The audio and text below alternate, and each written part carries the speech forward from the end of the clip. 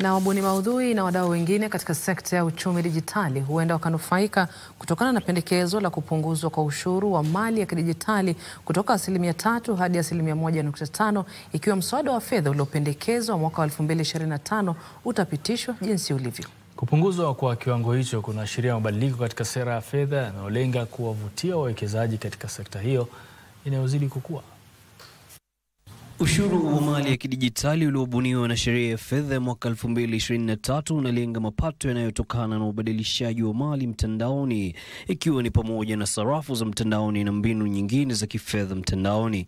Hata hivyo, wadau katika sekta ya dijitali wameelezea kutoridhishwa na ushuru wa 3% ya biashara zao, wakisema ni wa juu mno na unaathiri shughuli zao za kibiashara na kushinikiza wengine wao kuhamia majukwaa yasiyo rasmi. Katika marekebisho yaliyopendekezwa kwenye mswada wa fedha wa mwaka 2025, ushuru huo huenda ukapunguzwa hadi 1.5%. Hatua hii ikilenga kupunguza mzigo wa ushuru kwa watu kibinafsi, kampuni zinazojihusisha na biashara za kidijitali na kukuza teknolojia ibuka badala ya kukandamiza.